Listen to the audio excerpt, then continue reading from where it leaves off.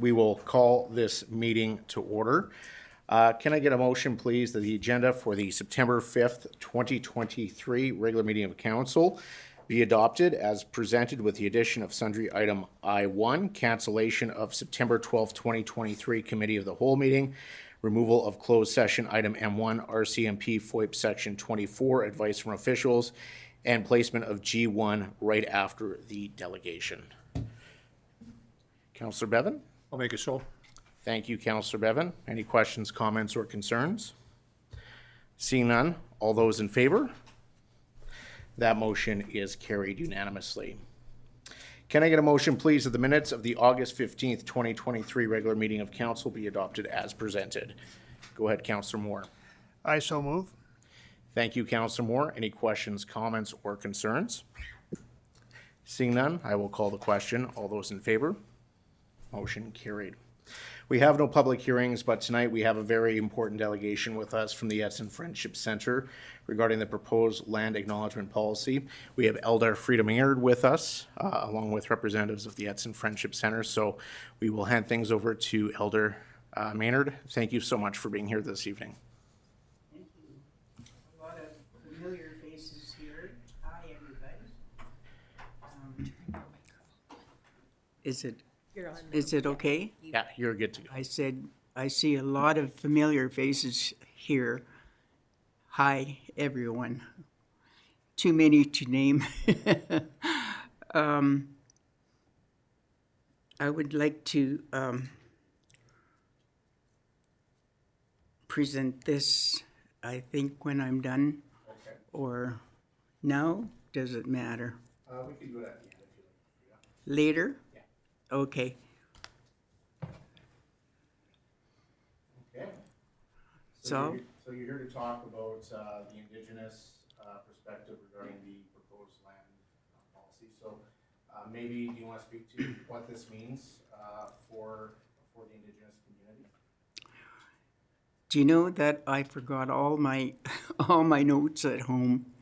So I'm just going to have to add a little bit. Okay. First of all, I'm an Indian residential school survivor, and I decided that rather than let that experience make me bitter, that I would become a better person. And I went to the Nietzsche Alcohol and Drug Institute to educate myself on what I think is my heritage. I was born to a Cree Indian mother and a Scot father. And I wanted to claim my heritage, and I went to the Nietzsche Alcohol and Drug Institute is strictly for Native education. And of course, I got all my certificates and passed with flying colors, and decided that I would help other Indian residential school survivors once I learned why I was so messed up, unhealthy. Once I learned the reason, I stopped being so hard on myself and started helping other people. And that's as far as I can go at the moment. Have no notes here. All right, so later on in the agenda, we are going to talk about the reconciliation policy in terms of land acknowledgement for our meetings. How important is the land acknowledgement for us to adopt here this evening? If you wouldn't mind speaking to that. Could you repeat that? How important is a land acknowledgement for us to pass tonight from your perspective? I believe it's very important because Native people were booted off their own land, and I believe it's important to acknowledge that.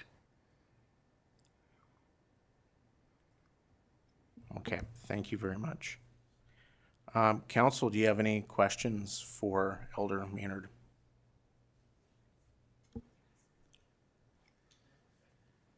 Go ahead, Councillor Pasichny. Thank you, the Mayor, through to Frida. Thank you for coming in this evening. I have an interesting question on it. So our policy, and I think I'm looking more for your opinion than to change our policy. But on our policy, we would it reads that we would start every single meeting with the acknowledgement. And I guess my question is as simple as I think it's an important acknowledgement. I think it carries meaning. But I don't want it to become one of those things where it's said so much that people tune it out. And I guess my question to you then is, is it a good idea that we, every single time we open up, we start with the acknowledgement, or would it have more value if, as a municipality, so once a year we have an organizational meeting, where we invited in someone like yourself, an elder in the community, and we took it to a bit more of a special recognition, where, I don't know if smudging is the right word for something like that.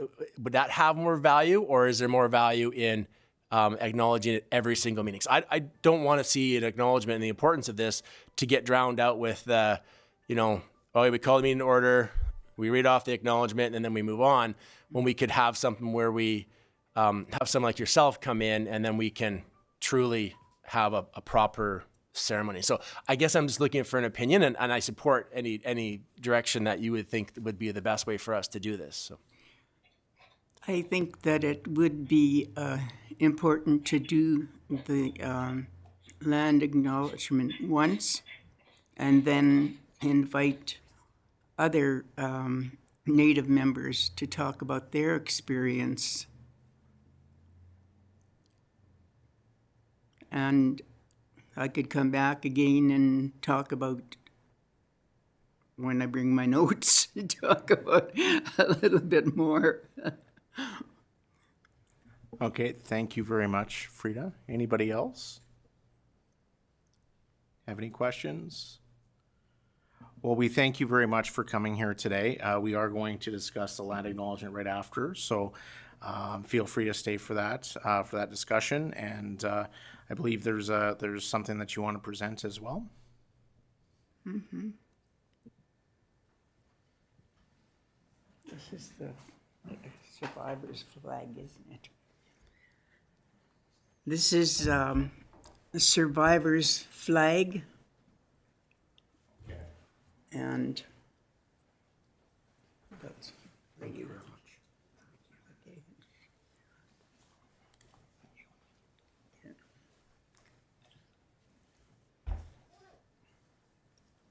Okay.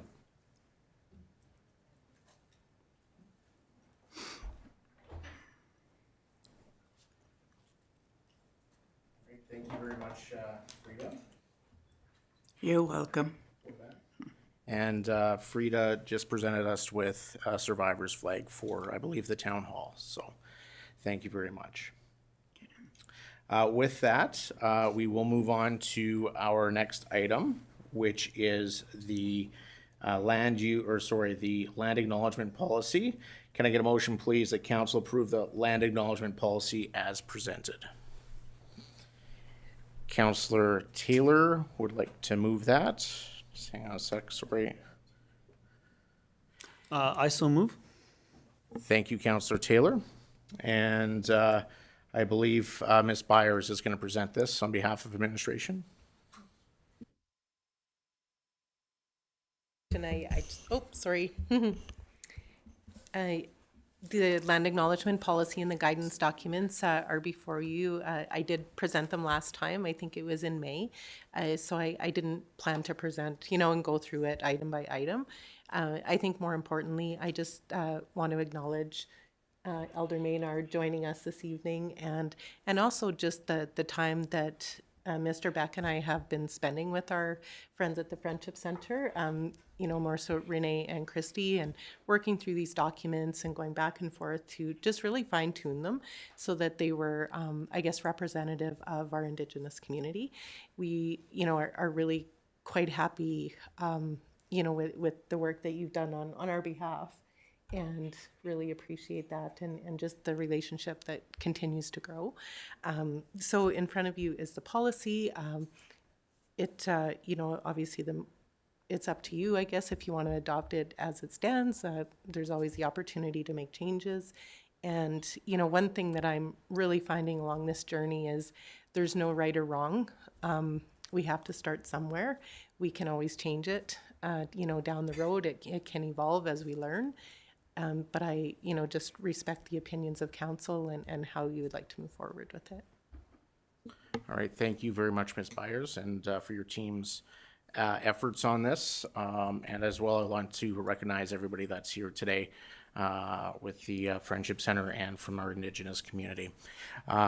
So we will open the floor to questions. Council, do you have any questions, comments, or concerns on the proposed land acknowledgement policy? Go ahead, Councillor Taylor.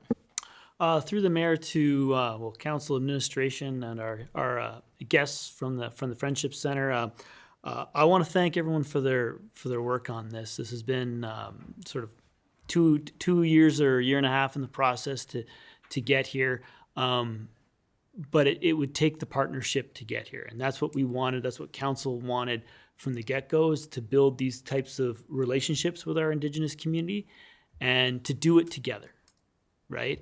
And to have you here tonight to show your support behind this policy, it means a lot that you're willing to come to the table and to discuss and move forward reconciliation with us. And so thank you. I think, again, I believe for our community, this policy is long overdue.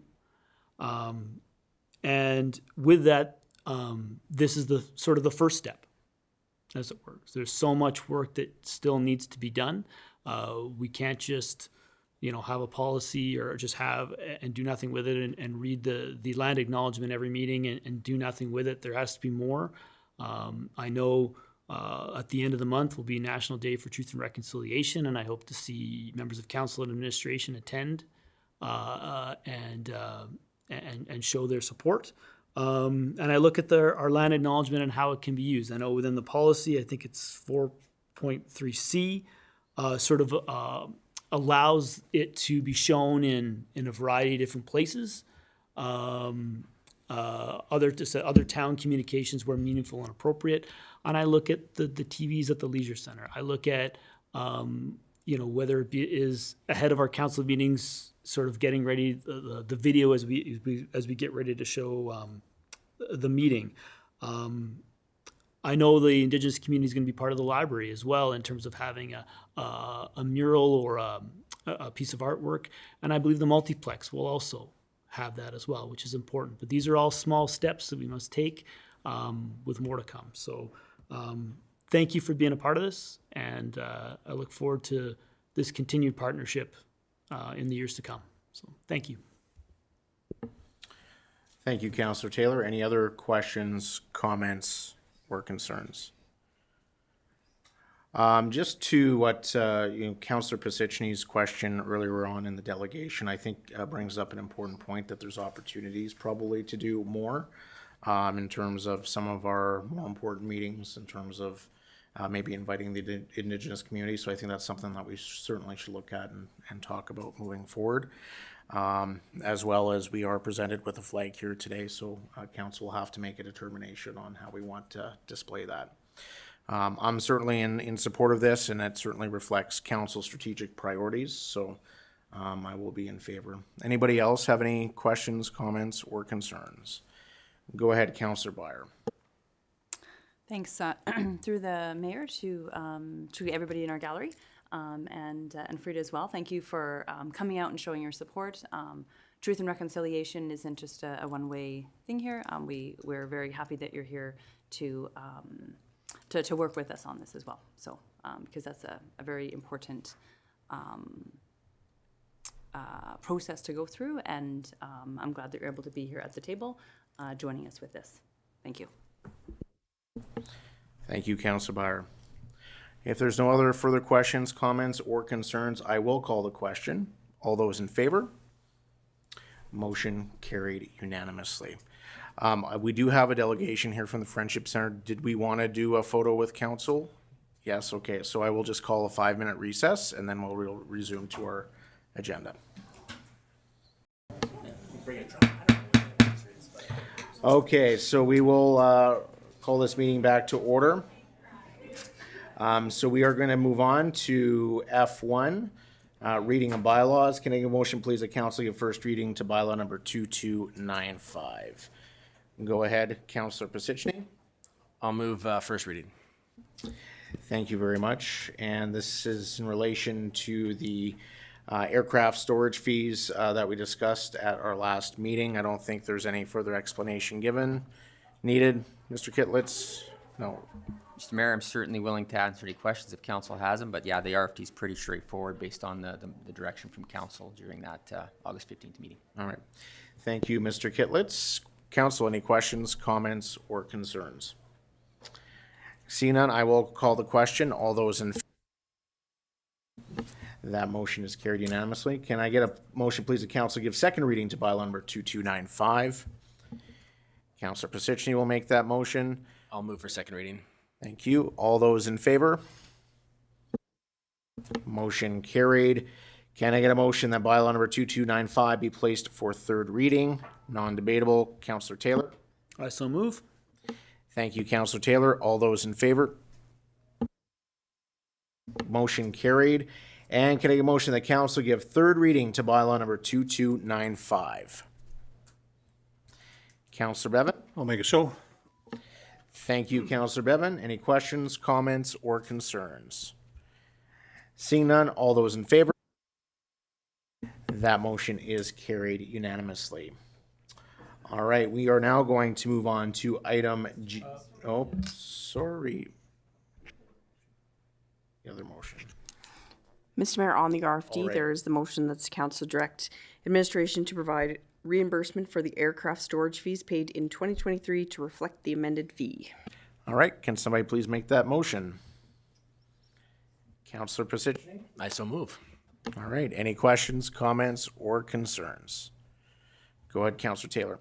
Yeah, through the mayor to administration. So we're looking at sort of refunding people that have paid the fee. Any reason why we have to refund it, or could we give them a credit to next year, or is that just an accounting thing on our end that makes it easier? Just a quick question on that. Mr. Kitt, let's go ahead. Yeah, through you, Mr. Mayor. You know what? I don't have the answer whether which way is easier, the best method from the financial perspective. But I think the way the motion's written, if council's supportive of some sort of reimbursement, we can figure out what the easiest way is to do that mechanically with finance. If it's easier to do a rebate for the following year, certainly we can do that. But I think I don't really know which one's the easiest way, to be honest with you. So the motion, in your mind, the motion's written that it could go either way?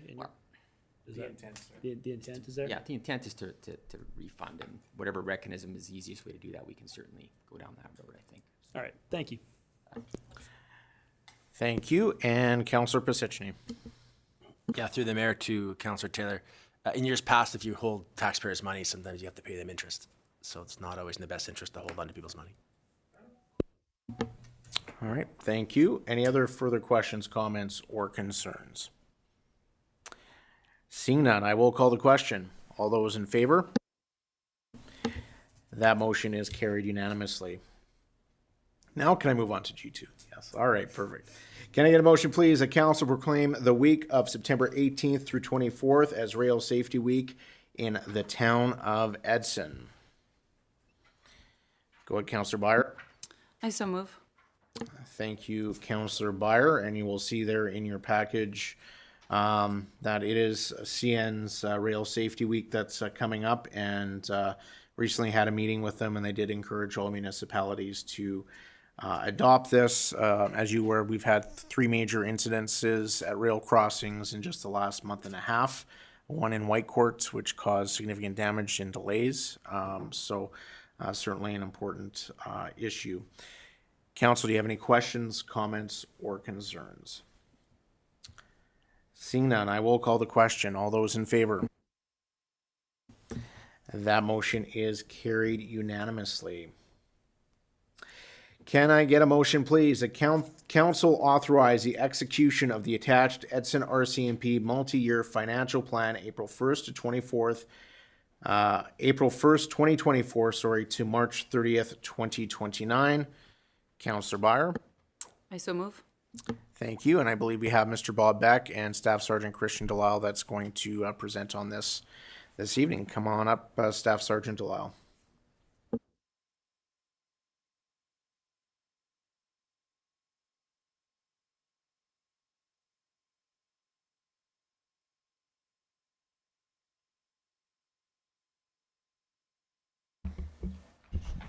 Mr. Mayor, I can give an overview.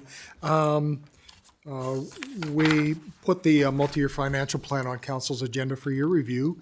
There's a few things we'd like to highlight. Recently, there was obviously a change in the negotiating regime with members in the Government of Canada, and it's increased costs to municipalities across Canada. What it really means to us in Edson, with no increases in services, over the course of 5-6 years, there are some front-loaded increases to the taxpayers in Edson. There's no problem with the quality of service or leadership of our local detachment. They're absolutely excellent, and council's well aware of that and has expressed support for RCMP in the past. The multi-year financial plan has included an awful lot of things that in past multi-year financial plans probably wasn't shared with all the municipalities, all the different technology and other requirements that are becoming regular costs of policing, whether it's the body-worn cameras or all the other certifications. These things are just resulting in significant increases. We recommend council do endorse the multi-year financial plan, but have a good, robust discussion of level of service during 2024 budget deliberations. And that's all I have, Mr. Mayor.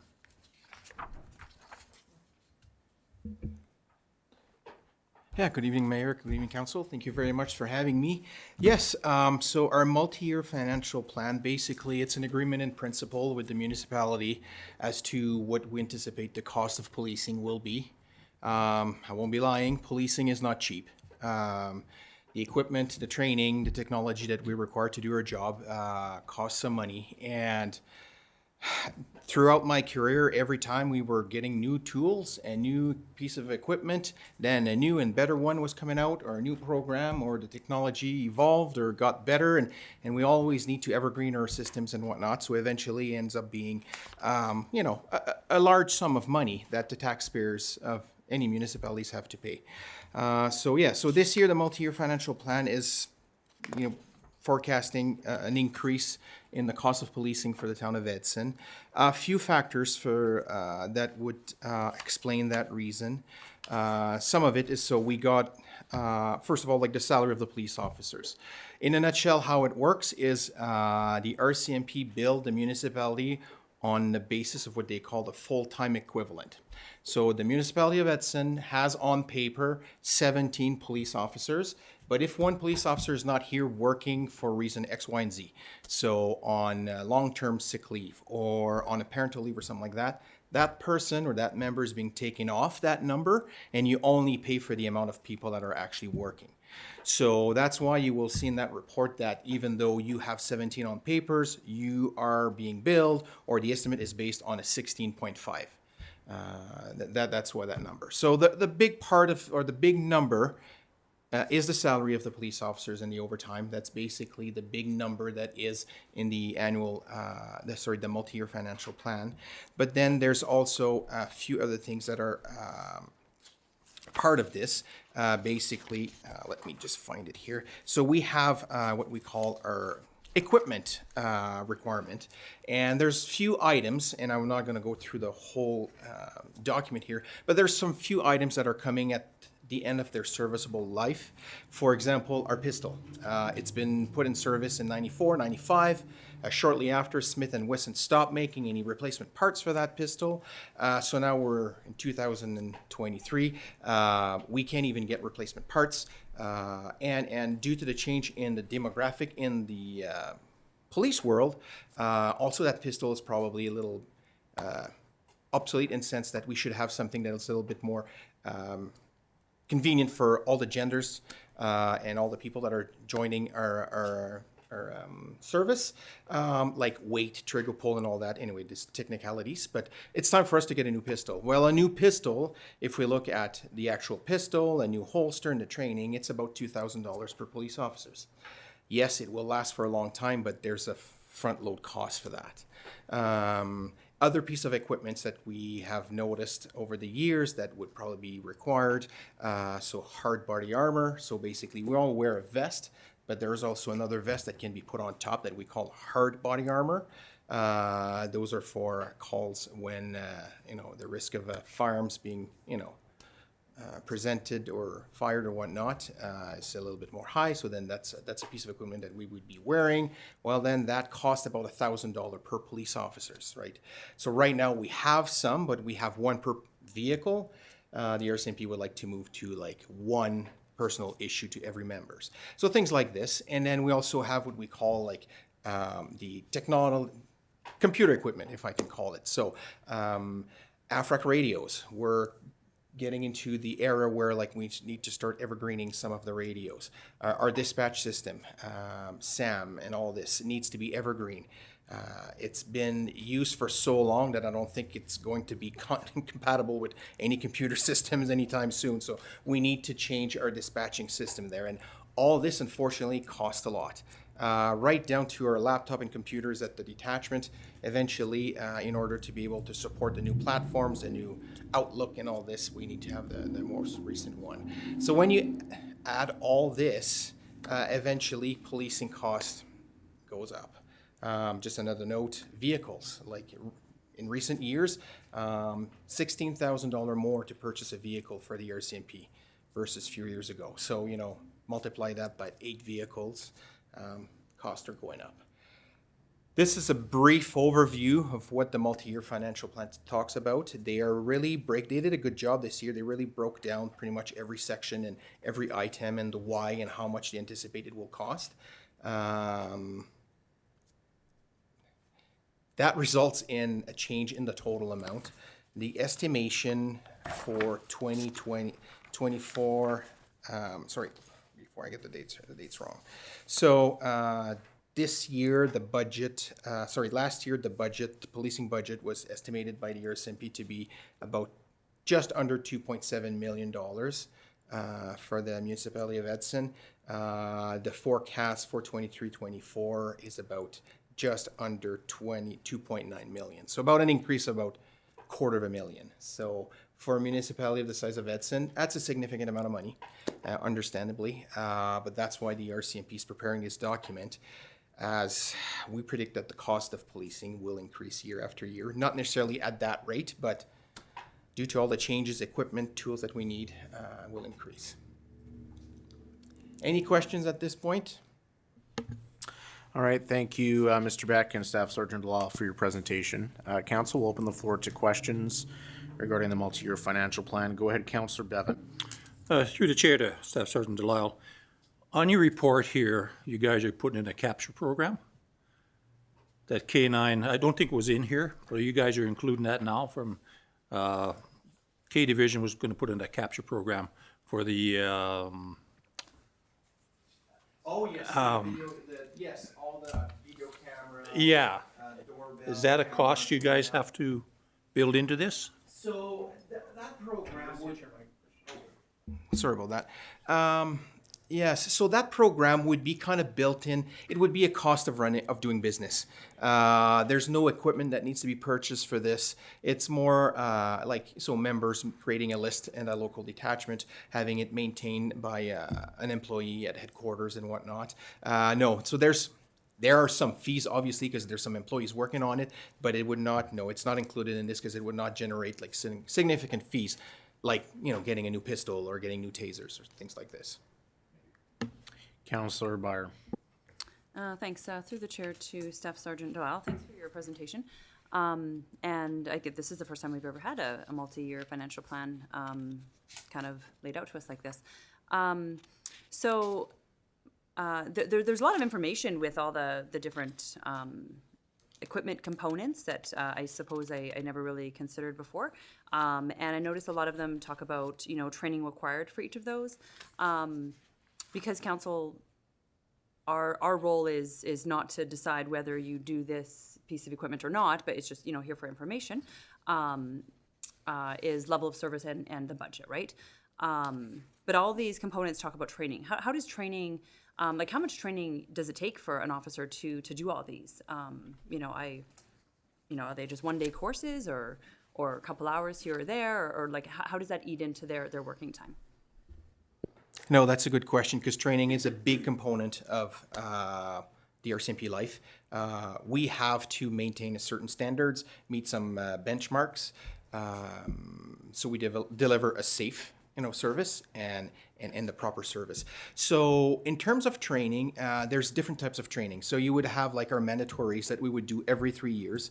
So right now, since that COVID is over, it's back to going to Regina for 5 days, and we go over first aid using like a recertification on how to use the baton, the OC spray, a review, a little bit of handcuffing, some review on ground fightings, how to survive a fight and things like this. So that's what we call our mandatories. Then attached to that, you would have like half a day, a requalification on your pistol. So now, if we move to a different firearms, now we would have to retrain all the members on how to operate that firearm. So now you're talking about probably a 3-day course to now understand the fundamentals of that pistol, like how it loads, unloads, how to dismantle the firearms, clean it and whatnot. So a little bit more intensive. So of course we don't have a 3-day course on firearms every 2-3 years because we will keep a firearm for multiple numbers of years. But because now we're talking about, changing our sidearm, there'll be more money that will be spent for training in regards to firearm. Now, in the multi-year financial plan too, they're talking about a few new pieces of equipment that we're gonna have. For example, one is a less lethal long distance impact weapon. So that's basically some sort of a gun, if you want, that will shoot a projectile that is less lethal to stun, a person that we would need to control. So now this is a completely new piece of equipment. Again, it would probably require 2, 3, 4 days of training on how that instrument works, understanding our policies, understanding where it falls under the law, training all the members, and then that generates now a recertification probably every year, every 2 years, to make sure that the people that are operating those are qualified. So training is, depending on what it is, can be, yes, just a day of recertification or half a day, or if we're introducing new equipment, it could be up to 2-3 days. So then, yes, if we have to travel, if we have to stay somewhere else, then the cost of those can be a little higher. Thank you, Staff Sergeant Delisle. Any other questions, Council? Councillor Moore. Through the chair to Staff Sergeant Delisle. I had heard there might be changes to depot in the future as far as training was concerned, and I just wanted to know if the training then would become more, if that came to pass, would the training be more localized or less training at depot, or how would that work? So what I've heard is it would be for new applicants, new members of the RCMP, having a shorter time in depot to learn the police world, if I can say, for people that would be going in a very specialized type of duty. This is something that they're proposing because we are struggling with recruitment like any other businesses these days. Therefore, they're trying to fast track some of the position or jobs that require more knowledge in the field that they're going to be working on than knowing how to put handcuffs on. So that's what they're looking at this point. Now, for your regular police officers that will be doing your patrollings and whatnot, I have not heard any changes in that program. I think we're going to stick with the 6-month-ish program, although who knows what they're thinking in Ottawa and planning. That could be there could be some change coming down the pipe. Thank you, Staff Sergeant Delisle. Anybody else? Questions, comments, concerns? So to Staff Sergeant Delisle, obviously some big costs here associated with this. So you mentioned about $250,000 to the town of Edson taxpayer next year. That's equivalent to a 2% increase, and this is for just one department. Policing is already one of our largest financial commitments, and an important financial commitment. Maybe to give some context, can you talk about where we are as a community in terms of file per member and the current crime rate in our community? Because I think it's more, council needs to consider this from not only the financial impacts to our community, but also the impacts to crime and quality of life. Because these are all things that we need to consider before we make decisions on levels of service. I know this is going to be something that we're going to be talking about during budget. So I think it's important for us to have that information, think about that as we go into our 2024 budget deliberation process. Yeah, no, absolutely. Thank you, Mr. Mayor. So as it currently stands, and I've said it multiple times, the Edson detachment is sufficiently staffed. We have the numbers of police officers that we need to be able to adequately, safely service the population, response to all type of situation that are being sent to our way or to our attention. Looking at the different crime statistics that we had in the past, the numbers of calls for service seems to be fairly stable. Like we vary, like maybe like 500 calls for service plus or minus, but we are getting the same type of or amount of calls for service. So now being fully staffed has its advantages. One of it is we are able to tackle some of the local problems and tackle crime. So yes, I do have actually fresh from the press today. I got the statistics for the month of August, and it's comparing basically for the last 5 years, from January to August. So if I look from 2019 to 2023, if we just look at the total criminal code files or cases that were reported to the RCMP, well, in 2019 there was 1,127, and this year in 2023 585. So having some police officers out there patrolling, investigating, taking names and taking care of business has its benefits. Now, Edson is also a really active community. If we look at our crime severity index, if we look at the Western Alberta District and at the major town and cities that are policed by the RCMP, we are right in the middle of the pack when it comes down to crime severity index. Basically the guideline is it's a number. It's not a percentage. It's a number. It's points. So basically, it starts at 100, and depending on the severity of the crime that you have, that number either goes up or down. Edson in 2022 was at 143 points. So more than the standard average in the province, that is about 102. Certainly on its way down. To compare, like 2021 we were at 181, and 2020 when we were at 208. So obviously the severity of the crime happening in Edson is on the downtrend.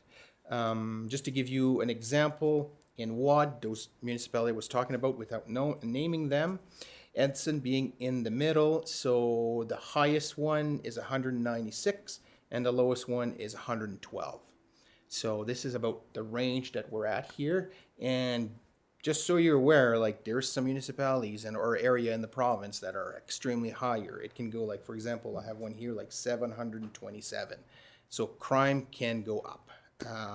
And basically any type of calls of service that we get, there's a scoring attached to it, and that's how they calculate like the pointage. So with that being said, again, properly staffed for the type of crime that we're getting. So not to forget that even though a very safe community, there's still some stuff that is happening that needs to be addressed by the police. Beside that, having a full complement of members help us having specialized sections like a general investigation section and that recently created crew position. We're seeing some benefit from the crew position, like immediate benefit. Constable Fairweather, who's in that position, is doing a great job, basically harassing the criminals in the area and bringing them to justice. And then when we have bigger investigation or general investigation section, well then, because they're not attached to the radio, are able to investigate and take more times and investigate matters a little bit more deeply or more serious cases that requires a little bit more time or dedication to files. So we have that luxury here. So things to think about when it comes down to the numbers of officers that we want in Edson. Definitely what we have to maintain is the first responders, so our general duty. I don't want to say that the general investigation section and crew positions are nice to have. I think they've shown more than being just nice to have.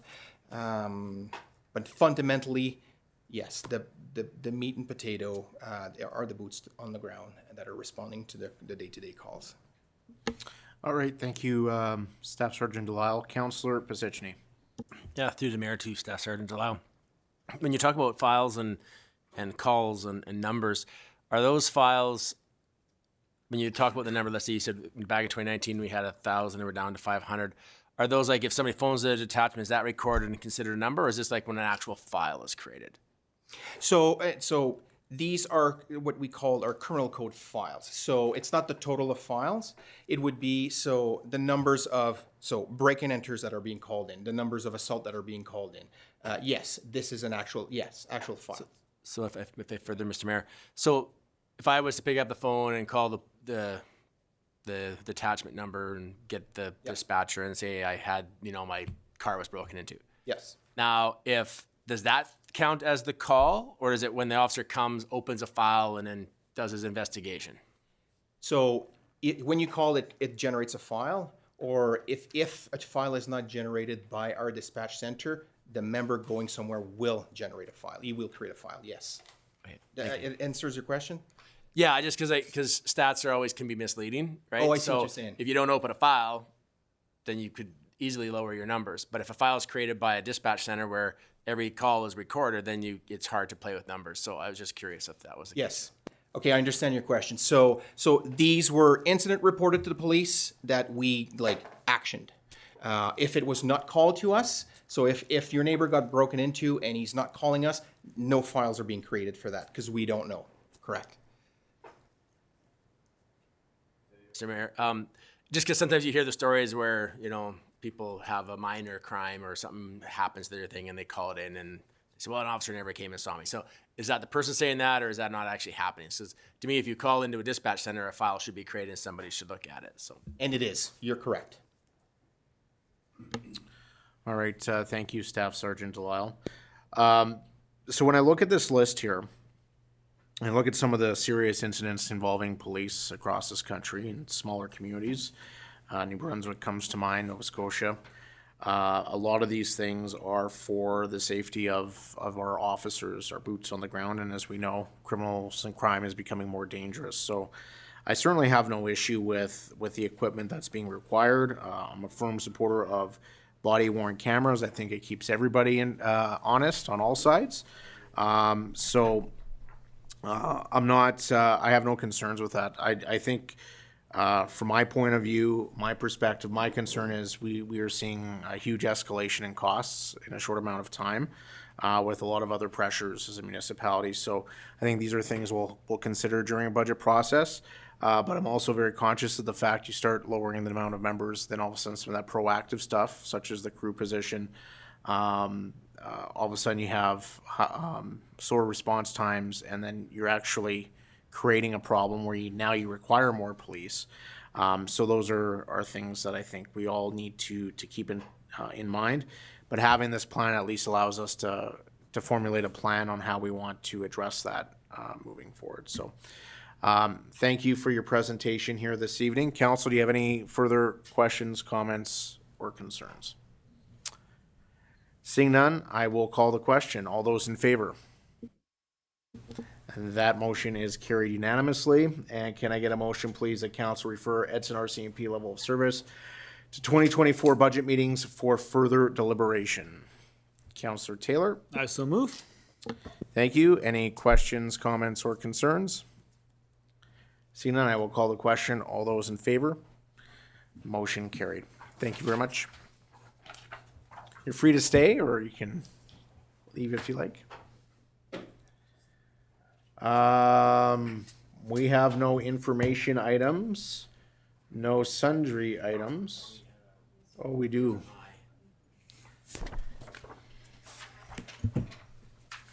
What was I? Because it's not on my agenda. It's the elimination of. Okay, thank you.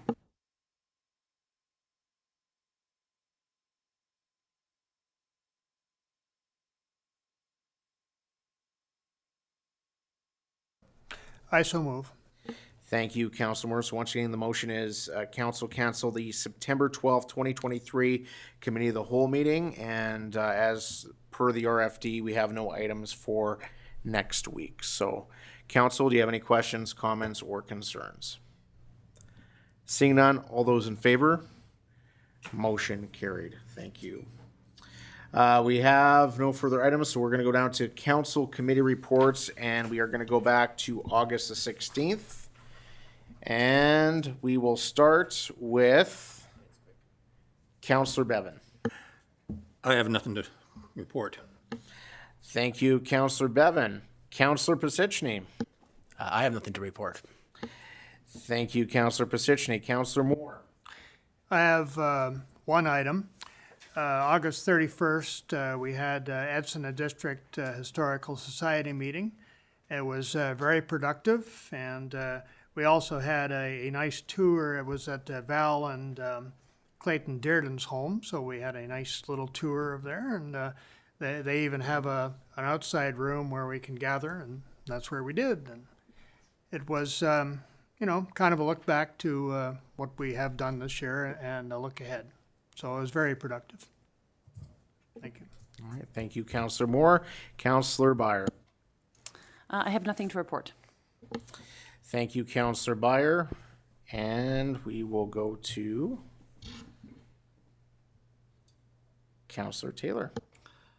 On August 16th, I had a library board meeting where we had to discuss the move into the temporary location, and just want to acknowledge members of the public and anyone here that tomorrow the temporary location does open to the public.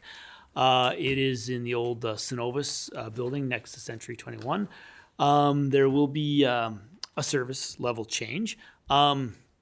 Essentially, the main collection, almost all of it, we were hoping a lot less, but it's going to be mostly all of it, is now going to be in a secondary location that, at least for the meantime, will not be able to be accessed by the general public. General public will still be able to go to the temporary location to use computers. There might be a small children's center. There's some meeting rooms.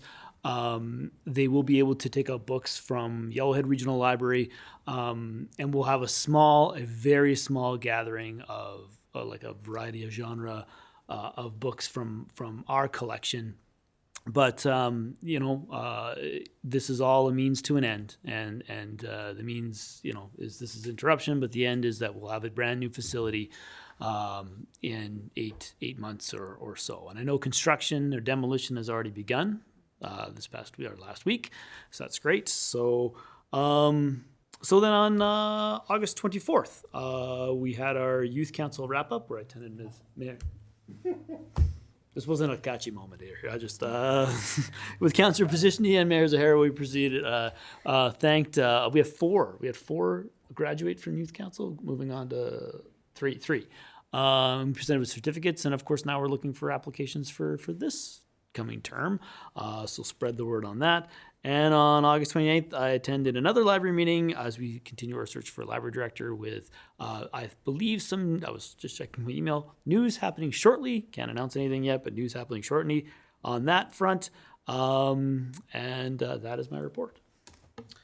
Thank you, Councillor Taylor. For myself, I had a Community Rail Advocacy Alliance meeting via Zoom on August 16th, ahead of our meeting with CN on August 22nd up in Grand Prairie.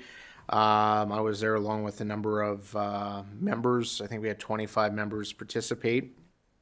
From the Community Rail Advocacy Alliance. Executives from CN Rail came out from Montreal to meet with us, which was quite significant, talking about rail capacity issues, particular for industry in northern and rural Alberta, and some of the challenges that we've had over the last number of years. And it was a very positive meeting. There is a new president in charge of CN Rail who is all about efficiency as well as ensuring customer satisfaction. And so they have made a number of changes. They talked about cold weather, and some of the issues with cold weather is actually the air brakes on the trains. So they are shortening their trains. They're also ensuring that trains are running on time. So if a train is supposed to be leaving at 8:30, it leaves at 8:30. It doesn't wait for the train that might be 20 minutes behind, because that caused a lot of delays throughout the system. And then all of a sudden, everything is delayed. And that was causing a lot of issues because now people can't get the rail cars that they were expecting. They shared some numbers with us in terms of rail car availability, and have committed to continuing to meet with us, which I thought was positive, because the history of CN Rail has often been, we just do whatever we want. We don't care what anybody thinks. They are in the Constitution, so they don't necessarily need to engage with us, but they were very open to our concerns and took a lot of that back. So certainly a big success there for us, and we're looking forward to continuing to work with them. August 24th, Youth Council wrap-up with Councillors Pisichny and Taylor.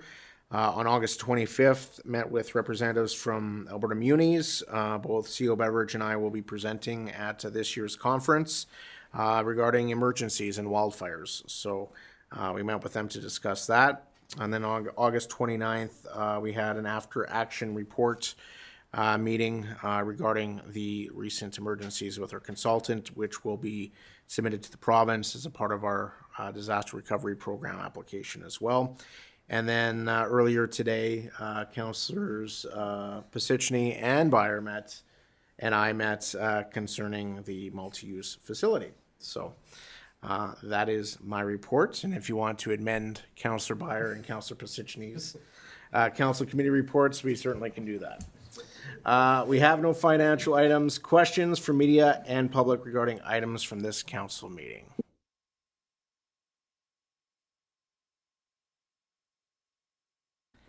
Seeing none, we will move on to a motion that the meeting move into a closed session pursuant to section 17, 21, 23, and 24 of the Freedom of Information and Protection of Privacy Act. Yes, and Councillor Bevan will make that motion. I'll make it so. All those in favor? Motion carried unanimously. Thank you, everyone. And Councillor Taylor, you have a motion you'd like to make? Go ahead, Councillor Taylor. Yes, I do. Would CO Beveridge like to read the motion, and then I'll make it? Certainly, Councillor Taylor. That Council direct administration to finalize the Yellowhead County Town of Edson revenue sharing agreement. I so move the motion that CO Beveridge just said. Thank you.